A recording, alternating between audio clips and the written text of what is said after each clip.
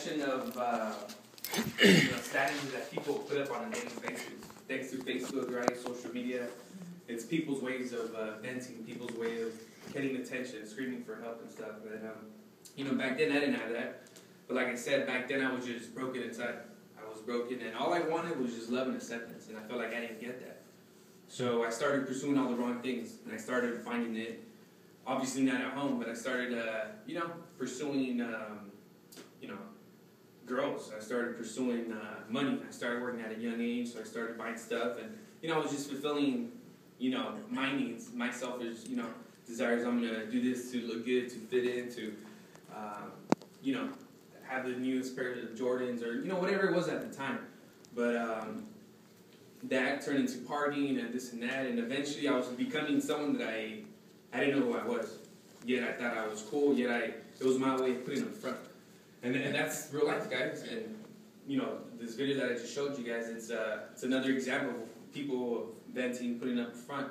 And I got to be real good at it. And eventually, things got worse. Problems started happening. And it happened from when I was 15, 16 up until I was 21. And, it was just tough. People started judging me for what they saw, for the perception that I gave them, which I didn't know. And it sucked. Then you feel that rejection when in reality, like, no, that's not me. This is who I really am. But then, I didn't know how to communicate that because of my pride or whatever it was. And it was definitely a tough time. It was definitely a tough time. And just like that, there's also a story in the Bible that I wanted to share with you guys about a woman who also went through the same thing. She was a woman that was rejected, right, by her town, and a lot of people didn't accept her for the bad reputation that she had. And she had a bad reputation. I'm not too sure how her background was, but from what the Bible shares is that, no one liked her. She lived in Samaria. She was a Samaritan woman, and long story short, the way the story goes is that it was around 12 o'clock in the day, noon, and she was going up to the well to go pull up some water. And back in the days, women would go and grab water usually early in the day, like real early, or late in the evening. And they would go for the purposes of cooking, taking care of the family and so on. But she went at noon when everyone was working, and was working, at her daily job. So she went out of her way to avoid all that. Just like myself, I avoided all the problems in my life because I didn't know how to cope with it. I didn't know how to handle them. I looked to alcohol to pour in, the void that I had in my heart. Or I patched it up with, the girl that I was dating at the time. Later on, I wasn't satisfied with just one girl. I had to go out and go get another girl on the side and do this and do that. But eventually, you're learning, you're going, you don't know any better. You just think about yourself, and you realize, like, man, like, is this what life is about? And that's what I thought. The things that I was pursuing, they weren't satisfying. They weren't fulfilling my needs in my heart. And because of my brokenness back home, I thought, I guess this is it. I lost faith in God. I stopped going to church, and I'm like, I guess this is it. Like, this is what life is about. I'm going to get married one day. I'm going to have problems as well. I'm going to, I think I know it all. I'm going to try to handle it my macho way, and whatever. Life goes on, right? And, eventually after, just rock bottom you hit, you realize that God does have a picture in life. And I just wanted to read a little bit from the story that I'm telling you guys about. It's, like I said, Jesus was at the well. Here comes a woman at 12 o'clock to go get the water. And as she gets the water, Jesus looks at her. Jesus kind of, right away, he connected. He saw the brokenness, right? And Jesus tells her, give me a drink of water. And the lady goes, and she's all like, how is it that you, being a Jew, ask a drink for me, a Samaritan woman?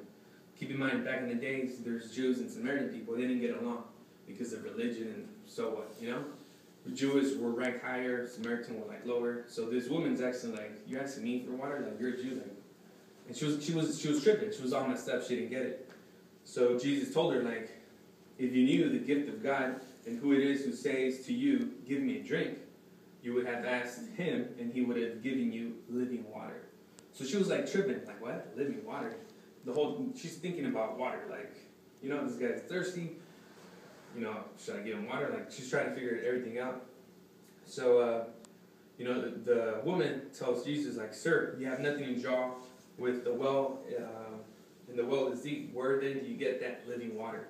So she was still, like, tripping out. She was just confused, Wow. At the same time, she was confused, but at the same time, she felt like, man, this guy's paying attention to me.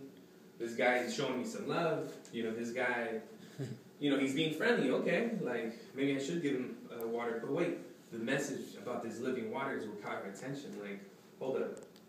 And then, this is real important here. Jesus answered and said to her, whoever drinks of this water will thirst again. But whoever drinks of the water that I shall give him will never thirst. But the water that I shall give him will become in him the fountain of water, springing up to the everlasting life. So when that happened, like, she put two pieces together. Like, all of a sudden, Jesus just kind of delivered her. Jesus just told her, you are loved. Jesus just pretty much told her, like, if you trust in me, right?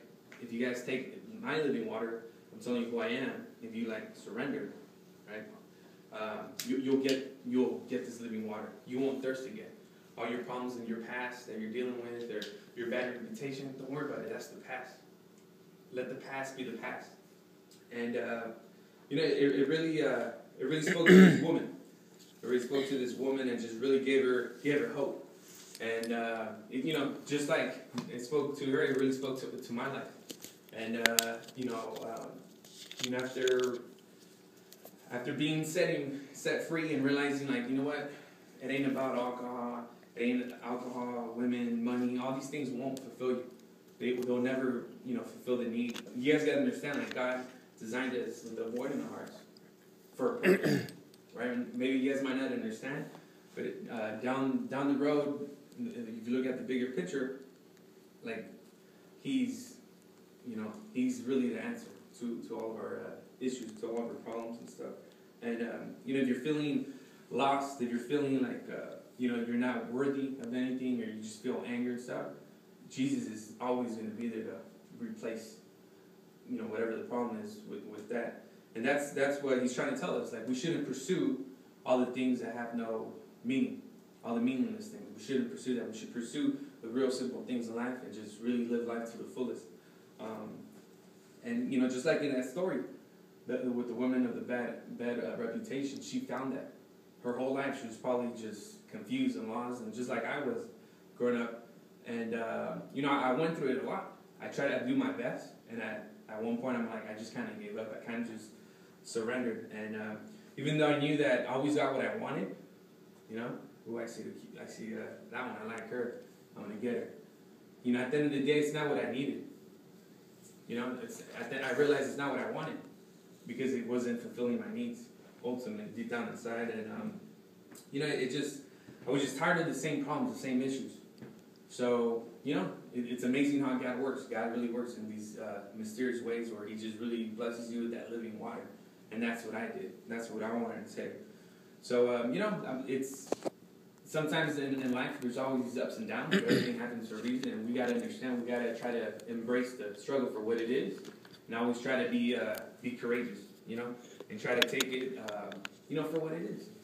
We might not understand at the point, but we got to accept it. That's the thing. And people, instead of avoiding your problems or just running away from them, try to just tackle them and see what it is. But, I don't know where you guys' needs are at in life. I don't know what your life looks like. I don't know if you guys come from a good family, right, where there's, a lot of love, and you guys take family vacations, and, it's great. Your friends think you're great. Or if you guys come from a broken family, like my family, right, where there's a lot of pride, a lot of anger, people don't get along, there's bad communication. Whatever it is, I'll guarantee you guys this, that 100% for sure, is that Jesus is the answer. That's the good news. At the end of the day, God looks at our hearts. He doesn't look at your social status. He doesn't look if you're rich or you're poor.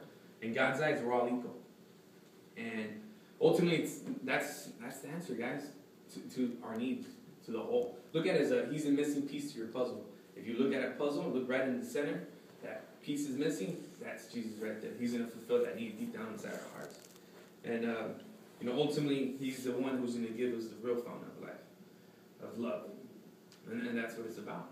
His love, His grace for each and every one of us. And, I just encourage you guys to, keep your head up. Be strong.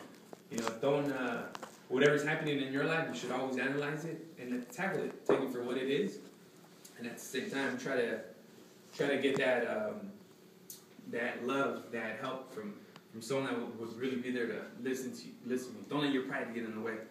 But yeah, I definitely encourage you guys to just go home tonight when you guys go to sleep.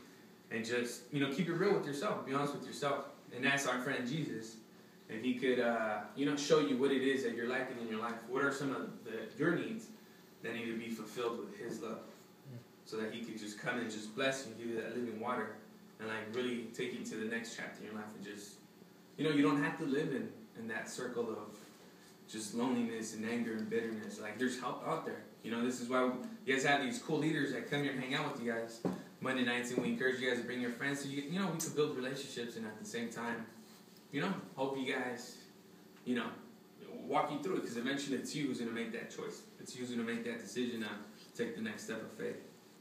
All right, so yeah, guys, I'm